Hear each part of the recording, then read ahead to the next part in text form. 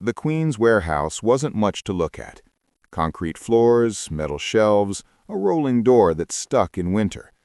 But Luis didn't choose it for how it looked. He chose it for what it represented. A shift from I to we, from hustle to operation, from survival to structure. The first day he stepped inside, the space was empty. No sound, no movement. But Luis didn't see emptiness. He saw potential inventory rows, shipping stations, testing benches, a workflow. Entrepreneurs don't see what is. They see what could be with enough consistency. Many people rush to grow. Luis didn't. He spent the first weeks doing something most avoid, building simple systems. Where inventory goes, how many units per shelf, how each device is tested, how returns are handled, how packaging is done, how each order flows from purchase to shipment. These weren't glamorous tasks. They weren't Instagram moments, but they were infrastructure, and infrastructure beats talent in the long run. He wasn't trying to be clever. He was trying to be consistent. At some point, every entrepreneur faces the same question. Do I wait for the perfect moment to hire, or create the moment myself? Luis chose the second. He hired Marco, a college student who worked fast and was eager to learn. Marco wasn't perfect, but he was willing. Willingness is more valuable than skill on day one. Luis trained him, step by step, on the systems he built. Not long after, productivity doubled. For the first time, Luis saw it clearly. People, not products, build companies. Entrepreneurs who grow ask better questions. Luis stopped asking, how do I fix more devices? How do I work more hours? He started asking, how do I fix devices faster? How do I prevent problems? How do I remove bottlenecks? What tasks should someone else do? What can be automated? This mindset shift, small but decisive, changed everything. Suddenly, return rates dropped, customer satisfaction rose, order accuracy improved, monthly revenue climbed.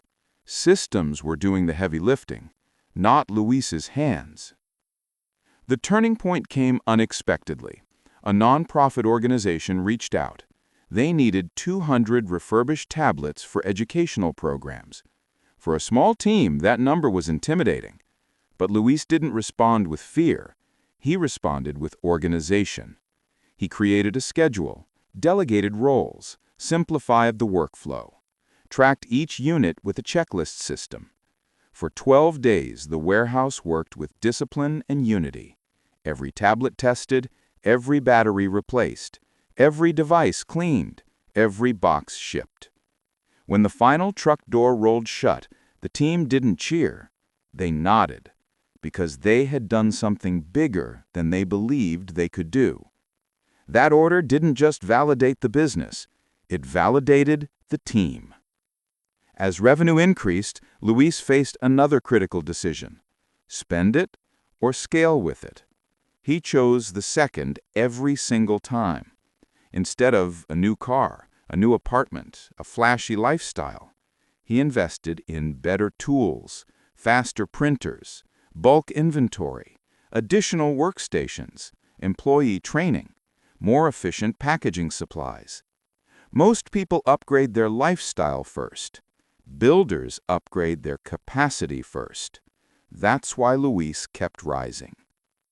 By year 5, the warehouse didn't feel quiet anymore. There were 12 employees, hundreds of devices processed weekly, shelves fully stocked, workflows running smoothly, and a leader who understood one truth: if you want to grow, you grow people first. Luis trained his employees the way he wanted to be treated, with clarity, patience, and respect. The warehouse became more than a workplace. It became a launch pad for people who needed a first chance. And inside that environment, something powerful emerged: a culture built on discipline, reliability, and shared ambition. When interviewers later asked, "What's your secret? How did you grow so fast? What made the difference?" Luis never said luck. He never said talent. He always said the same thing. "My business was built between 1 a.m. and 5 a.m., when others were sleeping." Not because the hours themselves were magical, but because they represented 4 principles. 1. Consistency beats motivation. 2. Learning beats guessing. 3. Systems beat effort. 4. Reinvestment beats lifestyle inflation. This is the mindset that moved him from a waiter's apron to the center of a growing warehouse operation. But his story doesn't end with growth. There's a deeper, more human purpose behind the business, one he discovered only after success arrived. And that's where the final chapter begins. As the warehouse continued to grow, Luis found himself at an unexpected crossroads, a moment every builder reaches eventually. He had predictable monthly revenue, a trained 12-person team, reliable suppliers, efficient systems, a stable operation. From the outside, everything looked like success, but on the inside, something else began developing: perspective. For 5 years, he had been obsessed with forward motion, new goals, new orders, new skills. Now, for the first time, he looked backward. Not with nostalgia, but with clarity. He remembered the midnight repairs, the winter setbacks, the Q train rides home, the tiny bedroom that doubled as his first warehouse, the heavy trays of the diner job, the early sacrifices nobody saw. And he realized something simple yet powerful. He didn't build the business alone. He built it on top of every sacrifice his family made for him. That realization shifted everything. Success means little if you forget where you started. So Luis booked a flight back home, the first in years. When he sat at his childhood table and shared his journey, he didn't talk about money or wins. He talked about waking up at 1 a.m., learning repairs from free videos, staying disciplined even when tired, building systems brick by brick, taking risks when the outcome wasn't guaranteed. His siblings listened, inspired. His mother held his hands, proud but unsurprised. She told him, "You always worked like someone who knew where he was going." Those words stuck with him long after he returned to New York. When he returned to the warehouse, Luis looked at it differently. He no longer saw shelves. He saw opportunities. He no longer saw workstations. He saw stepping stones for others. And so a new phase began, a purpose-driven phase. He started hiring immigrants who needed their first chance, young people who needed guidance, older workers who were overlooked elsewhere. He taught them exactly what he once taught himself: how to test a device, how to troubleshoot issues, how to package with precision, how to communicate with customers, how to work systematically, not chaotically, how to learn one new skill every month. The warehouse became a place where people grew, not just a place where orders shipped. Luis didn't motivate with speeches. He motivated with structure. He taught his team the core principles that built his business. Number 1, don't chase motivation, build discipline. Motivation fades, systems don't. Number 2, learn aggressively. One small skill per day compounds. Number 3, improve your process before you increase your workload. Number 4, reinvest more than you withdraw. Growth eats cash. Number 5, success is built quietly, long before results appear. These weren't slogans. They were the real mechanics of progress, and everyone who worked with him absorbed those mechanics naturally because he lived them daily. There is one moment in the documentary that viewers always remember: a late-night shot of the warehouse, lights off, shelves organized, everything quiet. Luis stands alone in the middle of the warehouse and says softly, "My business was built between 1 a.m. and 5 a.m., when others were sleeping. Then he adds, "Those hours didn't make me special. They made me consistent." That line became the unofficial motto of the company, a reminder that the difference between dreams and execution is almost always found in the hours people don't see. This story doesn't end with fireworks. It ends with a habit. Because Luis didn't become successful through luck or genius. He became successful through repeatable behaviors, showing up every day, staying disciplined, improving little by little, reinvesting instead of celebrating too early, and focusing on systems instead of stress. In the documentary's final sequence, the narrator explains, Luis didn't wait for the perfect moment. He built momentum from imperfect moments, and that made all the difference. The final shot shows the warehouse team working efficiently while Luis walks the aisles, not as a boss giving orders, but as someone who understands the work because he lived it. He's proof of a simple, motivating idea. You don't need to start big. You just need to start consistently. The story of Luis is not meant to be admired. It's meant to be replicated. The narrator closes with 3 action steps. 1. Start with what you have. Don't wait for more. Build systems before you need them. 3.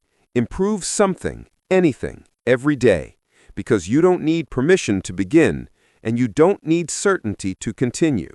You only need one thing, momentum. And momentum is built the same way Luis built his future, between the hours no one sees.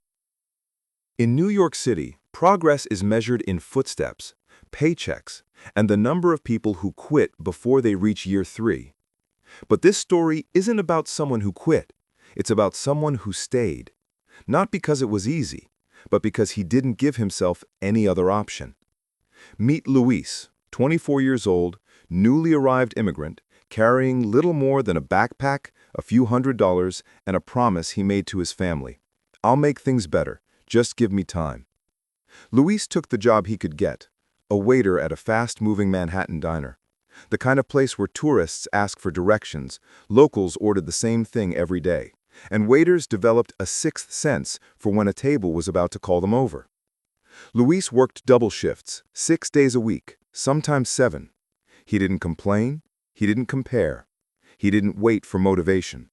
He simply showed up. Every dollar went into 2 buckets, survival and support for home. And slowly, very slowly, a 3rd bucket formed in his mind: opportunity.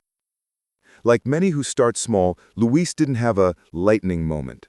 No inspirational quote, no mentor stepping in at the perfect time. He simply noticed something. People in New York threw away gadgets that were 1 repair away from working again. Phones, tablets, laptops. He also noticed something else.